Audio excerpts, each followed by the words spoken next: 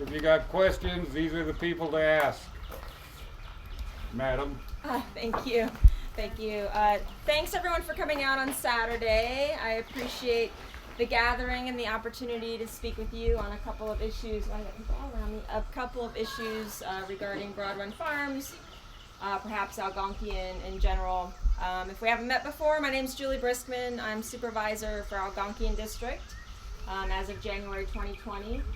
My Chief of Staff, Ray Banks, is over here, and that's often who you'll end up communicating with when you do email my office. I do tend to, survey all the emails I get, but Ray does a lot of the answering too.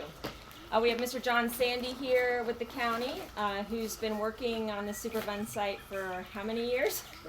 13 years. So he is very well versed as far as the Superfund site goes, and if you have kind of more technical questions, Mr. Sandy might be the best person. And Mr. Sandy has Mr. Polk and Mr.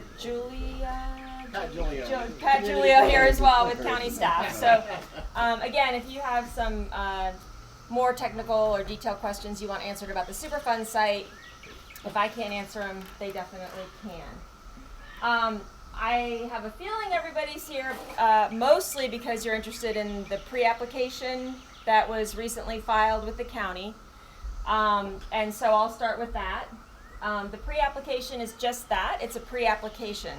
It is not an application yet, like a formal application. So it really is not even officially in the process yet. So initially I was saying that you could go on the county's LOLA system and put in comments, but actually you can't, so I apologize for that. You can't put in comments until it's actually a full application.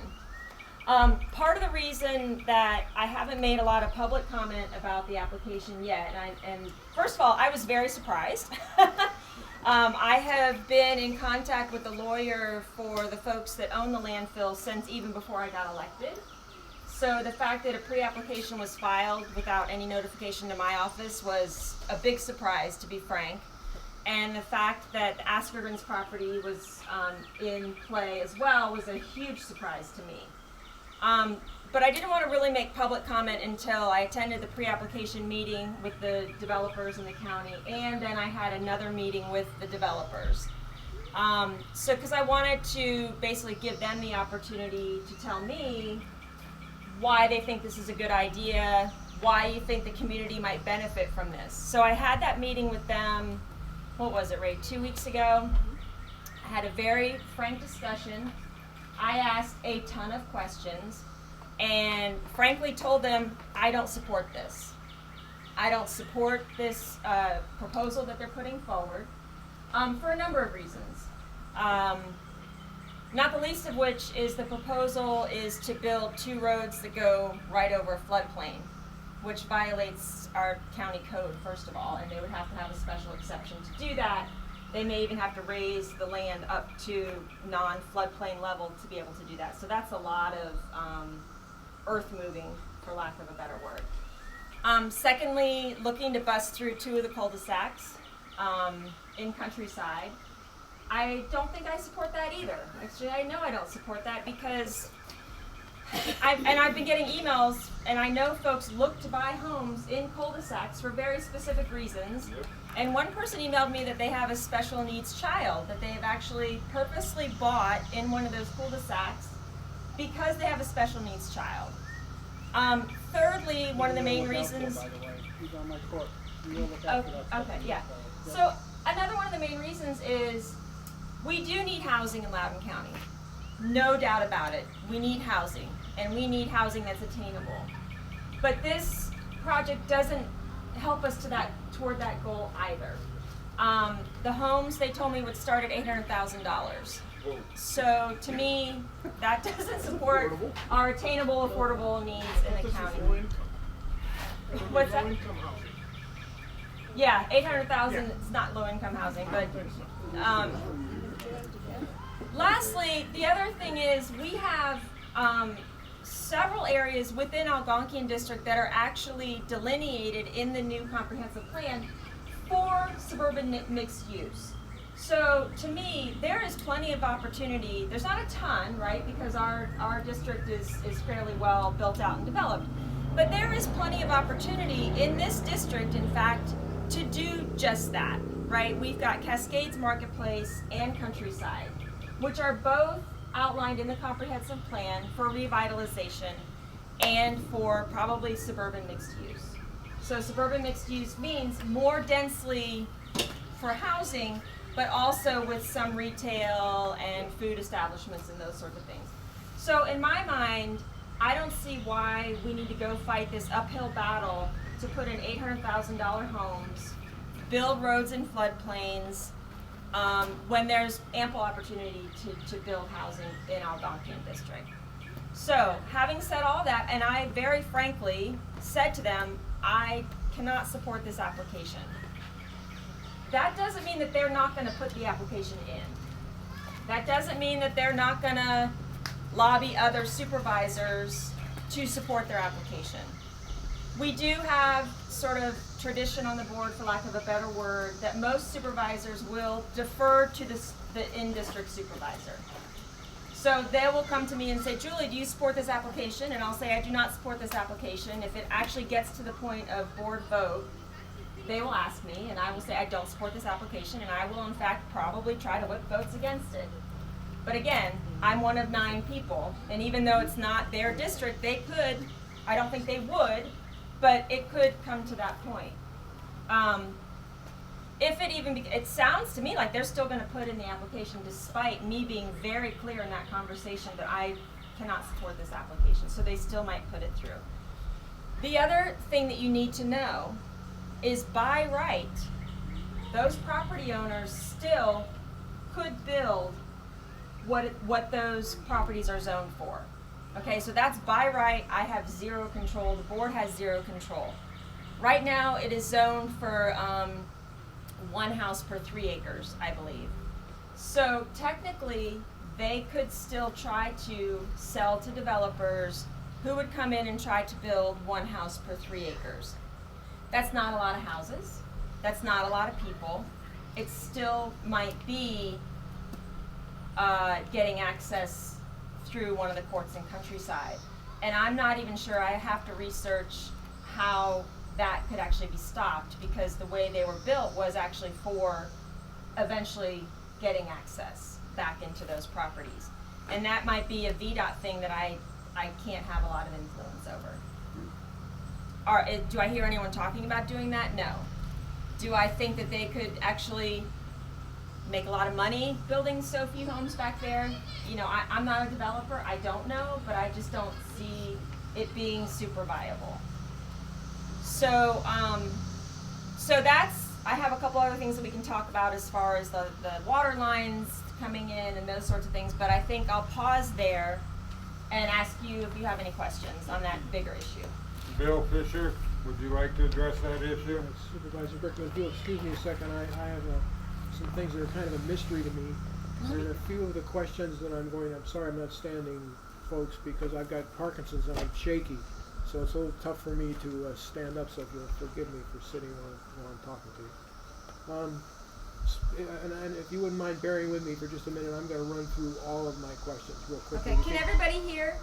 They will be able to in a minute. Okay. I'm going to run through all the questions, and then we can pick and choose after I'm through. Okay. My first question is, the mystery to me is that the EPA has taken a huge amount of time to get to where we are today. And I'm really appalled at the fact that I don't see the Board of Supervisors taking any aggressive action to try to encourage the EPA to get done. The EPA first came in contact with this site in 1986. How many years ago was that? Who's good at math? 34. 34 years ago. And what have we accomplished in the past 34 years? We've got a few test wells that have been sunk. We've got a few filtration systems set up. And in the meantime, during this 35 years of inaction, we've lost some friends and neighbors to, I think, what might be caused by some of the effluent that's flowing through this property. And yet I see the board is really not getting aggressive with this. I'm glad to hear that you're against, the development. I'm glad to hear that you're concerned about it. But we really need support of the Board of Supervisors to start taking some aggressive action with the EPA to get going. My second question is, how can the county consider allowing the land to be sold and have the proceeds go back to the EPA and to the owners? My understanding of the EPA is they operate under a charter that is funded by the federal government. And the purpose of those funds is to clean up the sites like this so it doesn't cost anybody any money. And it's a sunk cost. Now all of a sudden the EPA is asking for money back for sale of this land, as are the owners of the land. And if the owners are the cause of this problem, why are we giving them money back? Why are we even thinking about doing that at the board level? That's a mystery to me. Question number 3. Why would a developer risk long-term liability from building on a hellhole like this? I don't care who you talk to, what experts, what EPA people, and you all have talked to the EPA more than I probably ever will. But the EPA is telling us that this plume is still on the move. They are also telling us, because they've got vents sticking up through the ground now, 70 vents in the site, that there's stuff effervescing up through the land. Now what they propose to do is to put a clay top on this site. What that's going to be like is that's going to be like putting a top on top of a boiling pot. What happens when you put a top on top of a boiling pot? It boils over. And it's going to continue to boil over, and it's going to continue to spread this poison on that site. So how can we justify allowing people desperate for housing to relocate into a sewer like that might be dangerous to their health and well-being? And more learned people than I claim that it's going to be dangerous to live there, and it will not help entirely with the remediation process that's going on. The last question I have is, why in the world, in their right mind, why would the Board of Supervisors even allow this land to be sold? I don't get it. It's not a material amount of money that they're going to receive or anybody else is going to receive, like the EPA or any other entities, compared to what it's going to cost to remediate this property. So I think there's a solution to this. I think there's a very straightforward solution to this. And I've been talking to the zoning and planning folks about this briefly. We're going to talk more about it. And that is to turn this into what is called a riparian park. What a riparian park is an area that is let go naturally, that's along a river or a stream or a lake. That's a riparian property. And I think what we need to do is we need to have the EPA clean this site up completely, take it all out. Let's not screw around with all this stuff, putting stuff, temporary makeshift caps on things. Let's get rid of it. It's moving, it's going to continue to move, they know it's moving, and the only way they're going to stop that is to get rid of it. They've got to haul it out of here. Now it's been said that there are going to be 210 trucks worth of hauling coming out of that, which is not much. Let's let Julie answer a couple of those questions. Wait a second, I'm not quite finished yet. So the solution is this: turn it into a park. Part 1. Part 2, have the EPA take all this material out.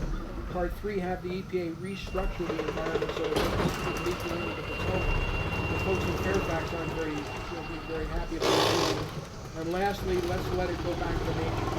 Let's not build pathways on it. Let's not build baseball courts on it. Let's not put stands and parking lots and solar farms and so forth on it. Let's let it go back to nature and recover from the damage that we've done to it. Now, my question to you all is, how many of you all here are in favor of selling this property to a developer?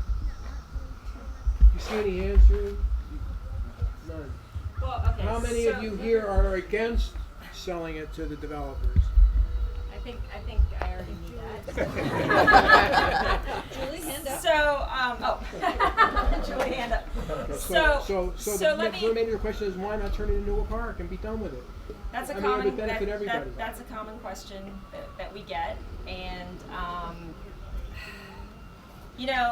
I think a lot of people are under the misconception that the Board of Supervisors has way more control than we actually have. We do have influence, but as far as private property owners selling to developers, that's like a private transaction that we may not necessarily have control over. But we can redefine what its use is with land use.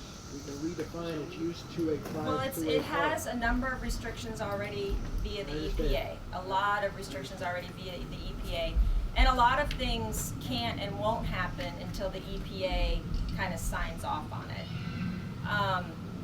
The only other thing I'll say before I let John Sandy take some of those questions is that, believe it or not, the pre-application that was put through, all of the building building would happen outside of the contaminated area and outside of the plume. So technically, Actually, and outside of the floodplain. So technically, they could build there without disturbing the plume, without disturbing the cap, without disturbing anything. I'm not saying I'm in favor of that. I'm just saying there's also by right ability to build and not disturb, disturb any of that. Supervisor Briskman, my house is on Young's Cliff, and I just was given a report of water testing where I now have the plume.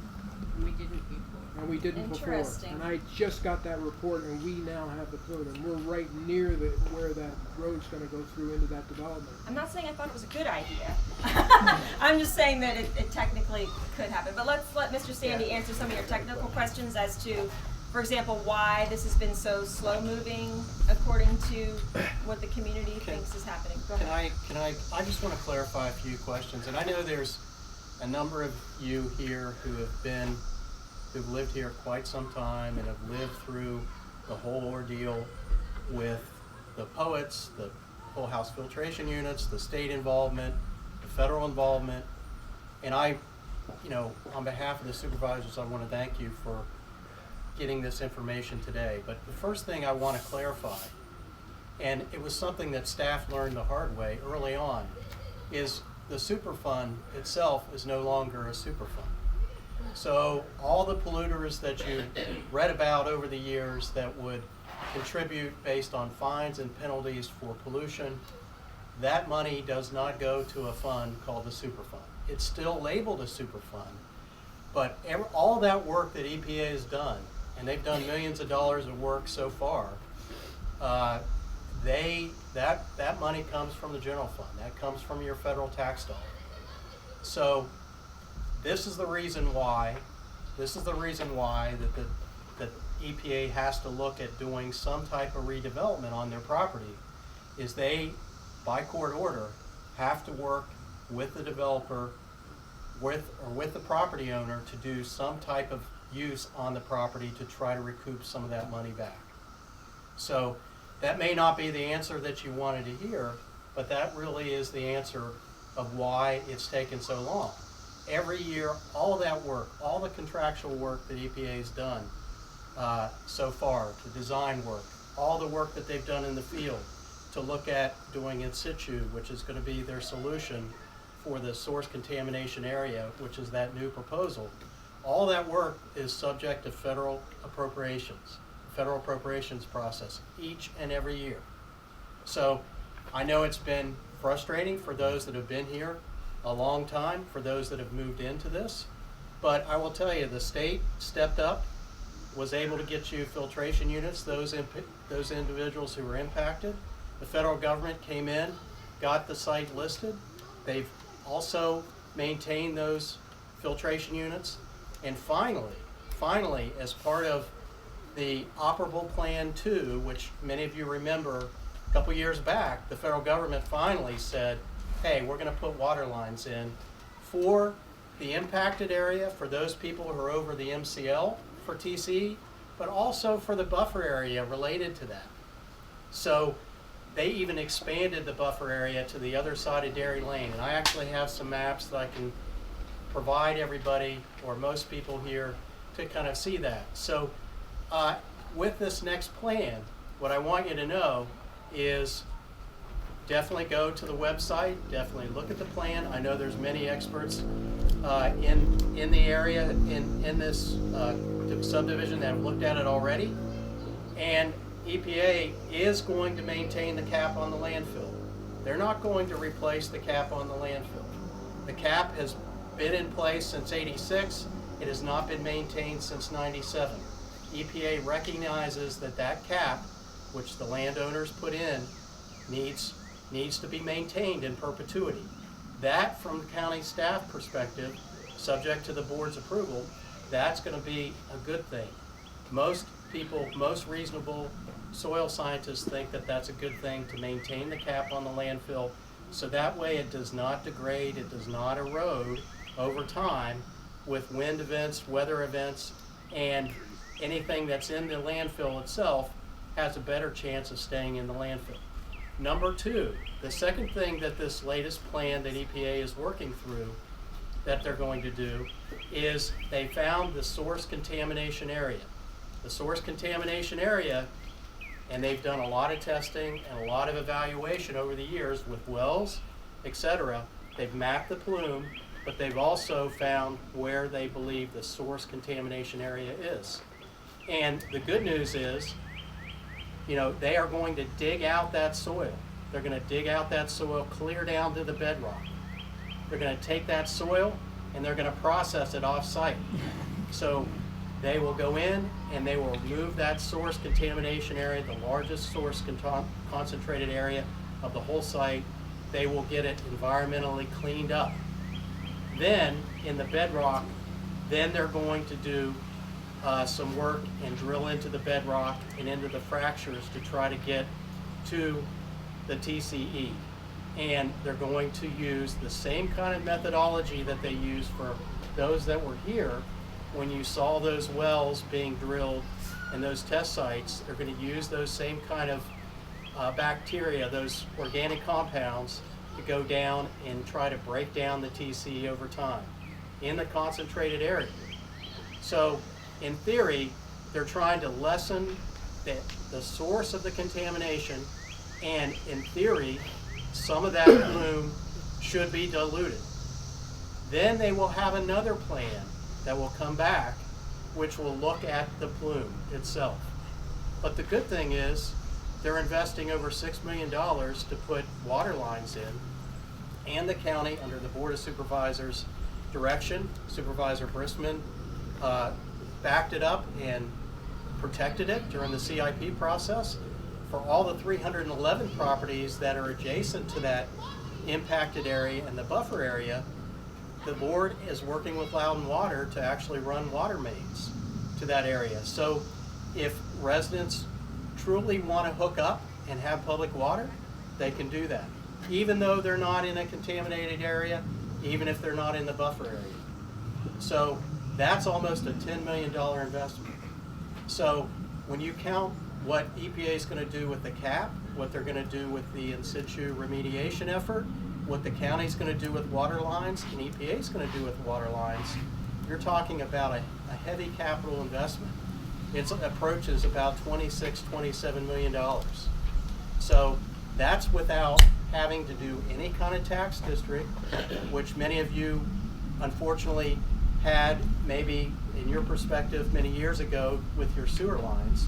That is really coming from the federal tax dollar, the state tax dollar, and from the local government, and from our general fund. So, you know, I wanted the whole, I have more information, and I can talk some more information related to that, but the bottom line is the property owners, by court order, EPA by court order, has to look at some type of development scenarios around the property. And as Supervisor Briskman alluded, it's important to note that EPA even went through a community process to talk about that to the community. There were representatives from this community who were involved with it. There were representatives from Countryside and others who had that discussion. And our staff provided about as good of information as we could with our knowledge of the site of what potentially could happen on the site. Most of the site, as all of you know, it's under floodplain. The hump itself is steep slopes. We have ordinances in place that preclude development in those areas. But there are a few areas, as Supervisor Briskman alluded, there are a few areas where somebody in theory could do development. And in theory, they could do by right development, which means the zoning laws allow that type of development. It's much more less dense than if somebody wants to go forward with a proper rezoning. And what you see now is you see at the very beginning stage, you see a developer who's worked with the property owner, Mr. Askren, and has worked with EPA to consider, to ask staff at this level exactly what would be possible. What would be possible? Could we add density to this area or not? Well, if the density is greater than what the zoning ordinance allows, it requires a rezoning. And each and every one of you will have input into that process, and I know Supervisor Briskman will help you, guide you into that process if that application becomes real. If they move, So- if they do move forward and make it an official application, it goes to the Planning Commission, which is a public process, then it goes to public hearing, which is a public process, and then it goes to the Board of Supervisors, which is again a public process and a public vote. In between all of those sort of required stages, it can happen that it gets sent back to TLUC, which is another committee within the county, or it can get sent back to Planning Commission for, what's the term I'm looking for? Work session. So it has a long way to go. A couple things, and correct me if I'm wrong. The reason the whole thing isn't just scooped up and taken away is because that creates more of a risk as far as an environmental risk and a human risk for exposure. So that's why the in situ process is being proposed. Well, they are planning on scooping it up. They're scooping. Some of it, The but source. not the whole. So, But not the whole. You know, I think you were saying earlier, why don't they just scoop up the whole thing and take it away? Yeah, I still Parts think of there it are you ways to can. get that done. But we want to keep the cap on it. Yeah, it's a 50 by 100 square foot area that they scoop up down to the bedrock. I understand. So the rest of the contents of the landfill that's under the cap, as Supervisor Briskman has alluded, you know, for years there have been discussions with EPA and DEQ, and many of you who've been here a long time have raised that issue and have talked about, well, can't we just remove the entire landfill contents? And the problem with that has always been, and many of you who've been around probably remember when we had a fire at one point on the landfill. We had, there's hot spots on the landfill. There's a lot of vegetation that has So why been wouldn't you remove cooking it? in that. Well, because it's very costly, and you know, you're So talking people who about, buy it as a result. you're talking about tens of millions of dollars. You know, at the time, back in 2005, I think we had an estimate between $30 to $50 million to remove the contents of the So what's landfill. life worth? Well, what's I mean, human well, life the worth? other the- point is that you don't want to necessarily disturb what's down there and create more risk for the Well, this type of community. remediation has been done many places before, and there are ways to do it without disturbing. The only other the only other thing I want to clarify is, if the landfill owners sell the property, are they not obligated to actually give back a certain amount of funds either to the state or They the are. federal government? So I just want to dispel the idea that if it gets sold, they're just going to get all this money, because they are obligated actually to return some of the funds that have been spent. They are, because every Superfund action, 10% of it comes from your state tax dollar, and 90% of it comes from the federal tax dollar. So under that court order, and we can provide that court order through President Erickson to everybody if you haven't seen it. It dictates exactly what the sharing is. So it's really not going to be this big money win for any type of property owner, because first of all, there's not a lot of developable area. There really isn't. And one of the reasons It's why, about a $75 million development. well, Okay. Current cost. that may be with the I don't increased wanna density and argue everything. this. I'd like to The- get more the- questions shown. I have one- Charlie, have you I- got another I question just for us? want- could I just Hold say on, one please. point? I want to One spread the real quick wealth. point, and then I'll Hold get away on, from I'd it. like to spread the wealth, please. Charlie, would you like to ask a question? Yeah, I would like to get some kind of an idea what kind of timeline we're looking at here. I realize this is very, very early and we don't really know what the developer is planning to do. But if we make some assumptions, is this going to be a couple of years down the road? A timeline for cleaning up the Superfund site, or a timeline for the proposed development? For the development? Proposed development. So if it actually becomes an application, again, it's a pre-app, it's not in the process or in the system officially yet, it can be anywhere from a year to 18 months to get through the county process, to actually get board voted approval. And then it would depend on when they actually can, put shovels in the ground as far as the developer goes. So it would be a number of years, I would think, before we would actually see shovels in the ground on that. David, have you a question? I got a couple of questions. Well, we have limited time. Miss Briskman has to leave here shortly, so let's pick it up. Go ahead. Part of the process of doing the feasibility study is determining the reasonably anticipated future land use, or RAFLE. When was that process done, and what was the answer that EPA came up with, particularly in light of EPA's own environmental justice policies, which say that low-income housing should not go on top of Superfund sites? Very good point, and I completely agree with that. We presented the results of the development suggestions, gosh, a year ago? Yeah, for those that were involved, there was that community process that EPA had. They brought a consultant in, and they worked with staff to understand exactly what the constraints of the site was.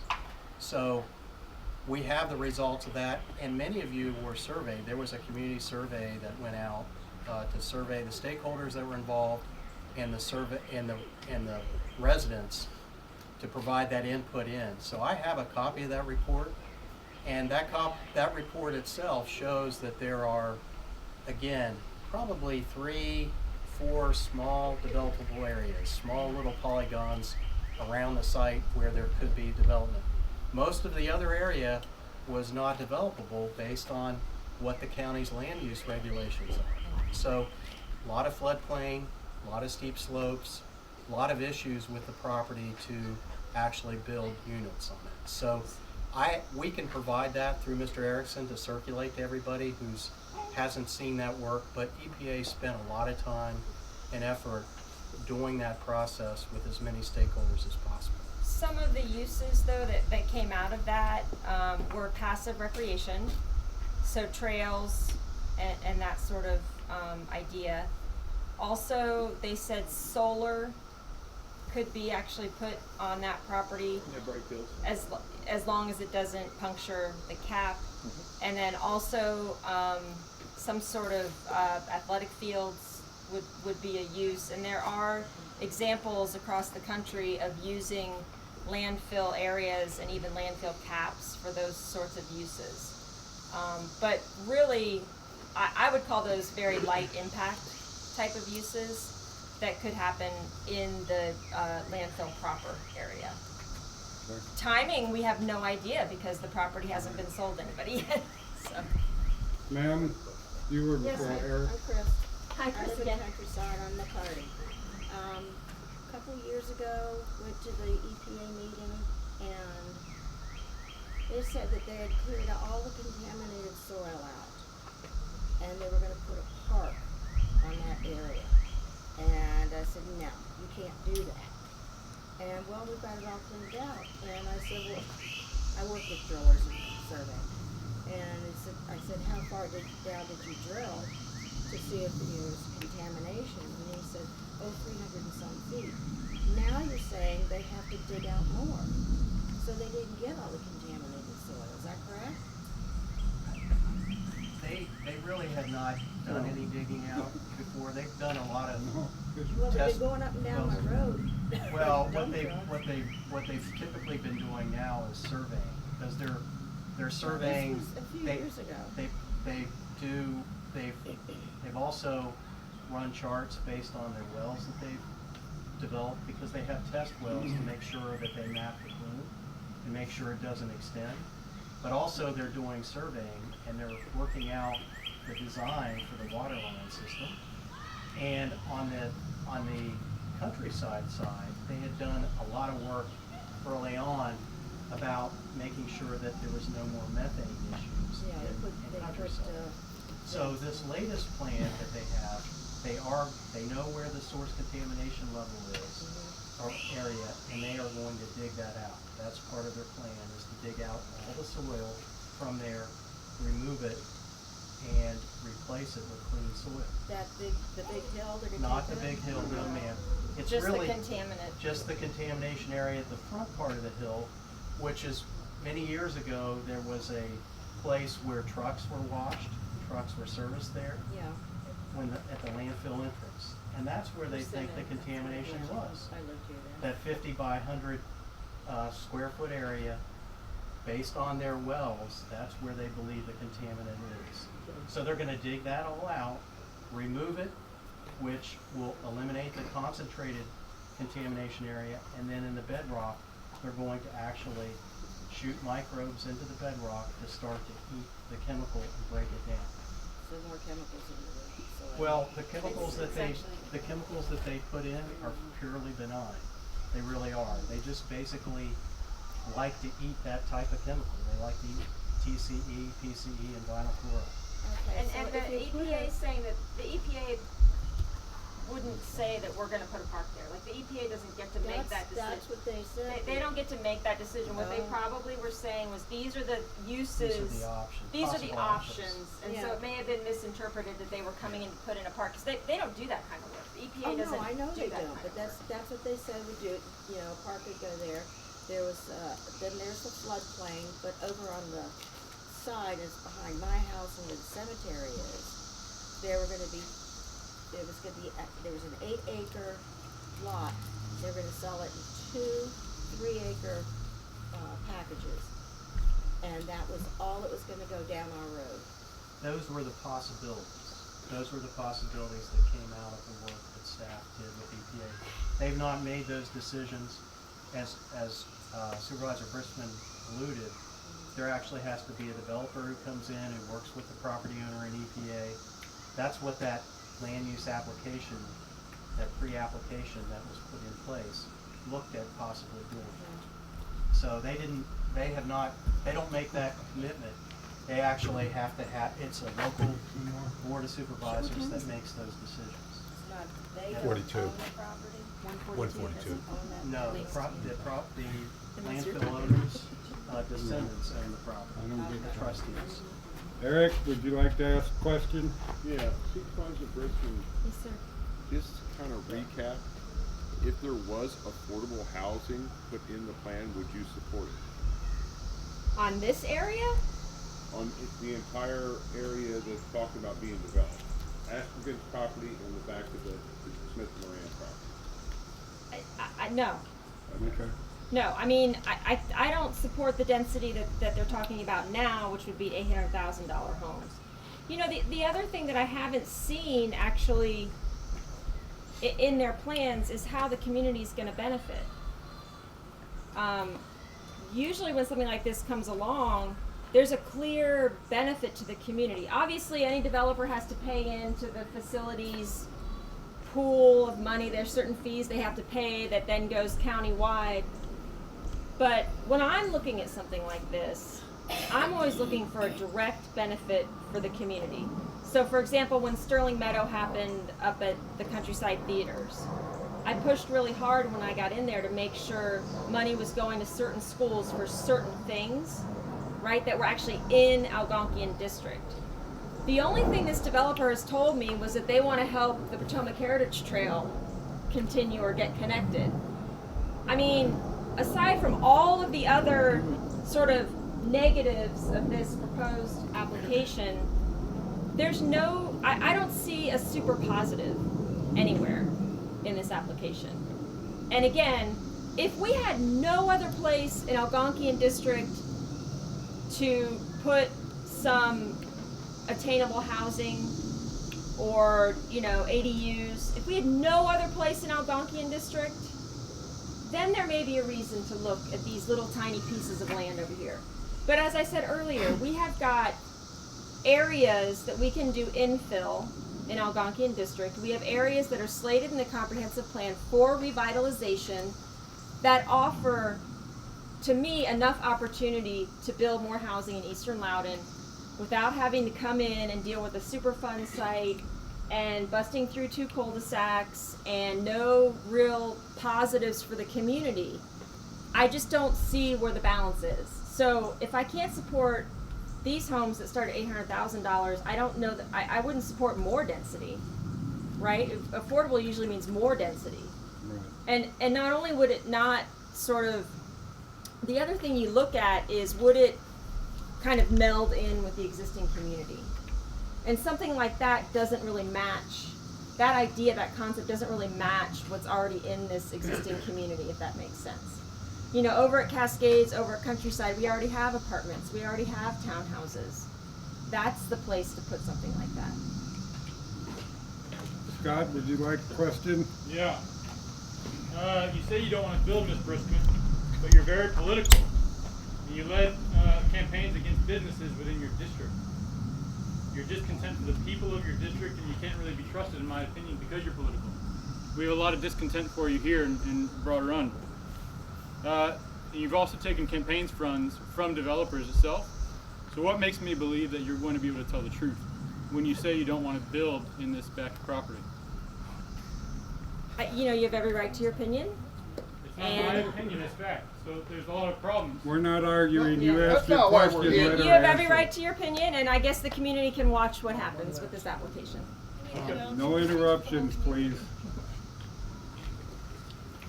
Did you have a question, sir? No? Is there anybody else? Mike? David, go ahead. I can give a little bit more detailed answer on why digging the entire landfill up and taking it away is an implausible solution. It has to do with the fact that once you dig up waste that was deposited in the past, prior to today's modern environmental standards, the minute I dig them up today, I buy into today's environmental standards, which means that you have to characterize all the waste that comes out of the landfill. We know the waste has TCE in it because that's the compound that's affecting the aquifer. So we know that that exists on the site. If the waste if the waste itself tests out using this thing called the toxicity characteristics leaching procedure at more than 5 parts per million, it is hazardous waste. That takes and adds 2 zeros to the cost of disposing of just regular industrial waste or commercial or a municipal solid waste. On top of that, EPA would then have to go out and find a facility that can accept all of the waste, or multiple facilities if they have to do waste stream segregation. They then have to do an audit on those facilities to make sure that they're operating in compliance with their permits, the law, and any administrative orders that are in place. We're talking, I mean, you said what, $50 million? Back in 2005. Yeah, I mean, add your cost escalation today for the evaluation of money over time, and we're now probably closer to 85 or 90 million, and that's just disposal cost. That doesn't count trucking all the truckloads coming in and out. It doesn't count the costs of the workers that have to be on the site, all the machinery that has to be there. I mean, it doesn't cover any of those costs. That's just the disposal cost. So Well, that's and why EPA is really reluctant and has historically been very reluctant to look at dig it up, take it off site as a solution. Well, and staff can correct me if I'm wrong, but we know that the TCE's there, but we don't know every single thing that's down there. And as I was saying, you take a risk if you of sort of disturbing that and finding stuff that could create more risk for the community if you actually go in and try to dig it up. And I think the thing that people have to know is that there'll be monitoring wells around the landfill at certain depths to basically really be those sentries to make sure that nothing else migrates toward the river. So that's what that's part of what EPA does when they remediate a site. So I think that's important, is they're going to set up those sentry wells around it, and they have many of them already, to be able to do that. And I think that's going to be the safeguard if there's another type of contaminant that becomes prevalent. Well, there are two issues here. One is the removal of the site, but the second issue that's important is the hazard that it represents to the people who live around it. And on 2019, there was a Board of Supervisors business meeting action item that was presented in a report.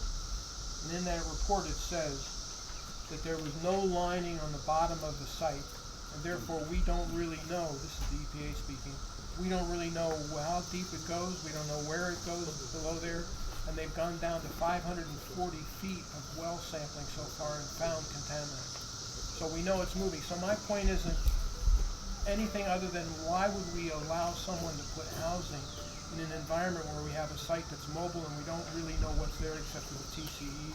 But we do know by inference that there are some other pretty heinous chemicals down there.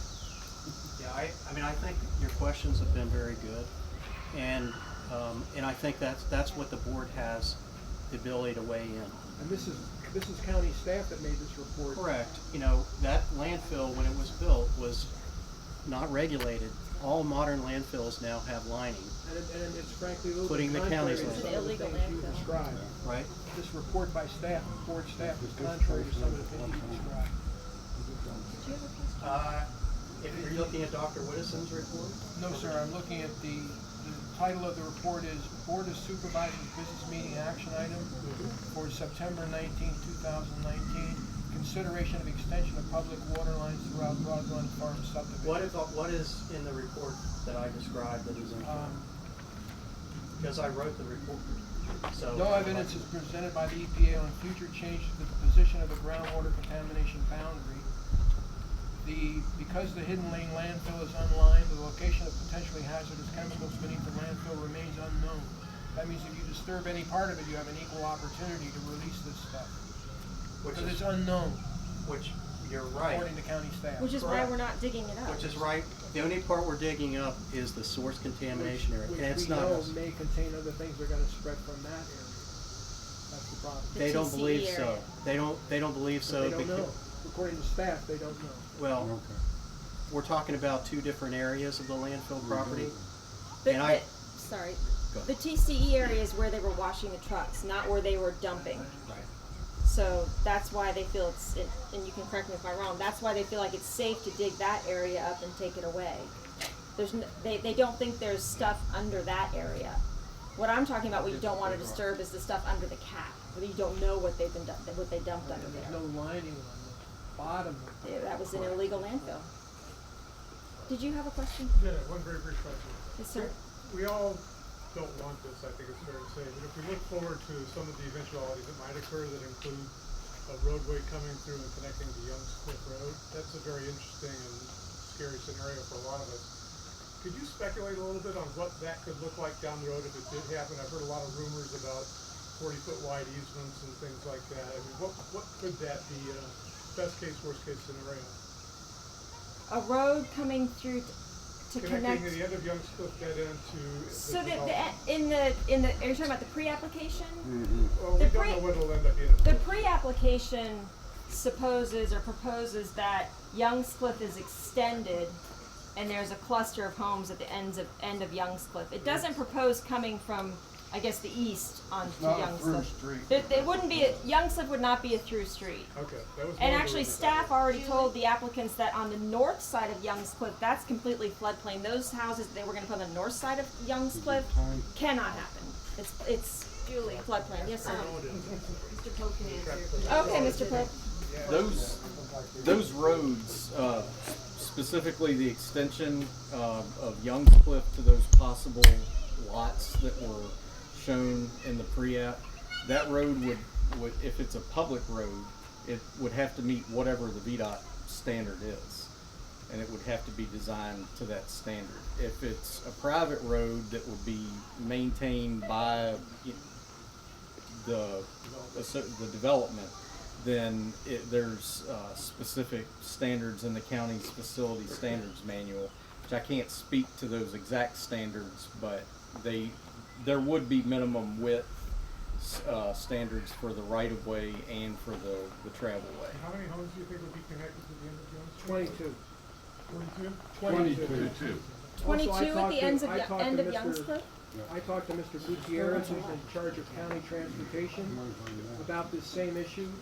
I talked to Gutierrez, who's in charge of transportation and finance, road finance for Loudoun County, and he told me the following thing. There would have to add at least 10 feet to the width of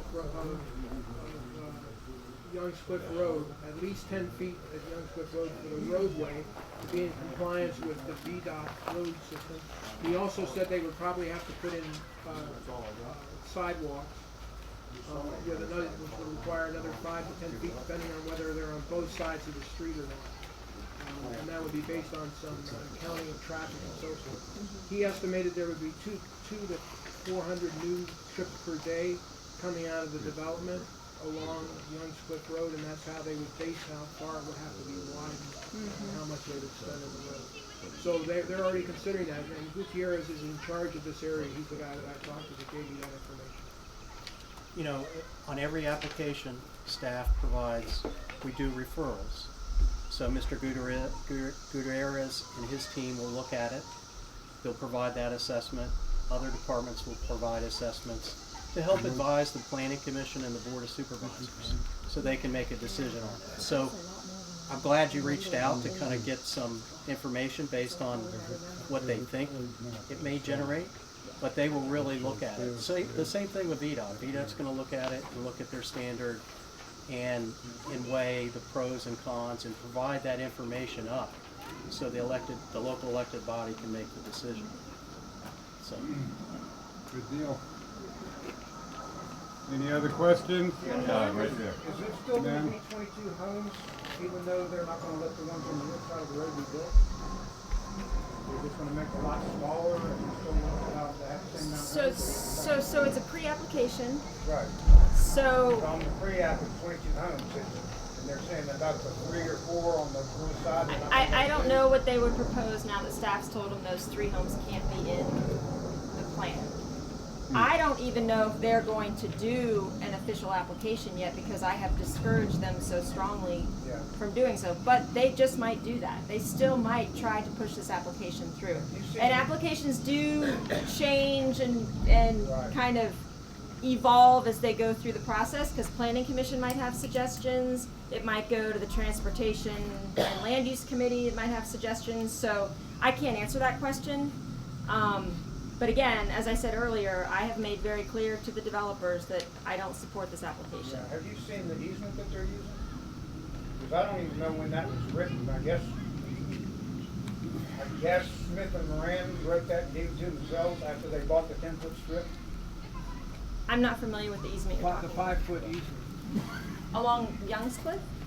Well, originally it ran from Route 7 to the Potomac River, because when my father bought in here, that was one of the selling points to him. He was very mad when he found that there was supposedly an easement across it, because that was supposed to be our protection against ever being encroached. We had Route 7, the creek, the Homewood, and a 10-foot strip that was Young's Reservation, which the only thing I ever found in the books was back when he bought it in the 50s, a farmer encroached on him, and that's where it came from. I'll have to familiarize myself with the 5-foot easement that you're talking about. I don't know. Because It's back an when it was easement set from up, who? it should have only It's an been easement 7 from houses who to who? allowed. Is it an easement from somebody to the county, or an easement from somebody to the state? Sometimes there's utility easements. So I'd have to investigate the type of easement you're talking about, and whether the county would Well, have it's any an control. easement to go across that 10-foot strip to get to the buildable land. Ma'am, I haven't seen anything in the plans about it. Yeah, this might be a little bit off topic from where you guys are right now, but I just want to understand, I'm pretty new to the neighborhood and everything, and I mean, to me, I hear a lot of like, us against them, and to me, I'm just imagining like, do you guys in the government have a vehicle where it's more collaborative, where like what has been done to sort of like brainstorm and surface up other alternative uses for this land? Do you have something that you can work with the landowners so that they don't feel like they have nothing, they can't benefit at all from owning this land? Like what have you done to try to like surface up alternate uses for this property? Or is there a possibility of that? There's definitely a possibility of that. To me, I see the sale of the land kind of being farther down the road, and there's restrictions from the EPA, there's restrictions from the state that what can be done with it. The EPA kind of already did that community process where they offered up the ideas of the potential uses for the land. Yeah. And so that's out there. But again, until a developer buys it or the county buys it, which is highly unlikely, then we start talking about potential uses. And of course, there will be a process for public input on that. And I kind of consider this part of that. Yeah, I agree. I'm happy to be here to hear all this, but I just didn't know like how much the Board of Supervisors or the Loudoun County institutions actually would offer to? You know, what we do and work with whatever the board wants us to work on. And in 2019, we did a similar process with EPA. So I can get that document to anybody that hasn't been involved with it or is new to the community. So we've already had one of those efforts, but we certainly, that's something that county loves to do, is to be able to facilitate discussions around that, subject to board approval. So the good thing is we have a lot of good information on that, which is really was the basis for providing the property owners an idea of what could ideally be there, or what the community wanted, or what the community did not want. So the things that Supervisor Briskman raised, the recreational amenities, the trails, the networks, those were possibilities. And the other possibility were those small little areas where they could do some development. So And there was a number of stakeholders involved with that. The environmental community was involved with that. There were some developers involved with that. There were members from Broad Run Farms and Countryside and others.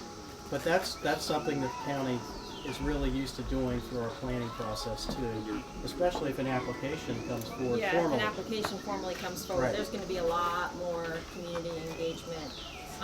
The county has a website that has all the entire history of Hidden Lane landfill on it. So if you just actually go to the county website and search Hidden Lane, you're going to get a plethora of information. Also, since I've come into office, I've made it a point to have a town hall every month. I have a very public presence on social media, so folks are often commenting on what they think, and so I've made it a point to be a much more accessible supervisor.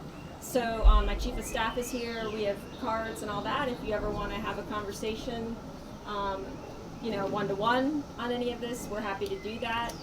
I mean, I've heard you say like the EPA's contributed their opinion, the Board of Supervisors has contributed their opinion, and then the potential landowners have contributed their opinion. But I don't hear like the Sierra Club contributing their opinion, or other bioremediation companies coming in and saying like, here's several different possibilities, and here's what can be used after we bioremediate, things like that. Well, what I'll do is I think it would help you to look at that report that was done in 2019. I'll take a look at it. Because we did have some organizations, some environmental organizations that were at the table. Absolutely. And we certainly had developers at the table. We had the community at the table, and the little infill areas around us at the table to talk about those issues. So the good thing is, if there is an application in and it gets put in, we typically have a process for departmental referrals, but we also, subject to the board's direction, we can also involve and have another discussion around it. Yeah, it seems like we need to look back around to more of that like ideation phase a little bit before, if this doesn't go through or does. Yeah. I'd like Dan to have some input. I got some comments here. One is, everybody, if you're not aware, the EPA has a website and it has pages directly associated with Hidden Lane landfill. Go to the website, look at the report. It's 50 pages. A lot of it is repeat. Some of it is maps. It's my understanding, they've extended the comment period to June 12th. So if you go there and you have comments, whatever, you can, and they make it really easy to submit your comment. You can do it 3 different ways. In that report, there are a number of different scenarios for remediating the site. The EPA doesn't have anything to do with development. That's something separate. EPA is cleaning it up. If you're not, and there's a lot of different options. The EPA and the DEQ have come up with a suggestion of 3 different remediation techniques or methods to clean the source of the plume. And a lot of it is associated with cost. My concerns, you're telling us this is what the EPA is going to do. That hasn't been decided yet. True. We still have input on what they do with the site. So if you're really concerned, go in there, read the report, and make a comment. As far To be clear, the comment period is open for phase 2 cleanup and remediation. The comments are not about development in this particular scenario. And you're exactly right, and I misspoke. You still have a chance to comment. But that's on the cleanup. Exactly. That's on the EPA cleanup. doesn't develop, they're not gonna make money on the site. My concern is, you mentioned earlier that the EPA is going to maintain the cap indefinitely. But there is no Superfund money available. This is coming out of general fund. So that maintenance to me is subject to the whims of the budget. That's a concern. Short question. All right, go ahead, ma'am. Okay. Thank you, Dan. This lady and I were talking about this dinner, and why can't the owners of Hidden Lane don't be forced to forfeit the property and to cover the expense that the problem they created? Can I address that for a second They're here? private landowner. It's private land. You're talking about a private landowner selling his property, and that's not something the county or anybody wants the county telling you what to do with your property. We're having that issue with Western Loudoun right now, and the farmers. When he owned it, they told him what he could and couldn't do, and he did not go by the rules. You're right. Contaminated And the soil. thing is, we can sue them until they're blue in the face. If they don't have any money, then you're just wasting your lawyer's time and money. They had the problem. By allowing a developer to come in and make money off the property, it's my understanding there's a type of lien on the property against the current owners that they are obligated to repay these funds before anything happens.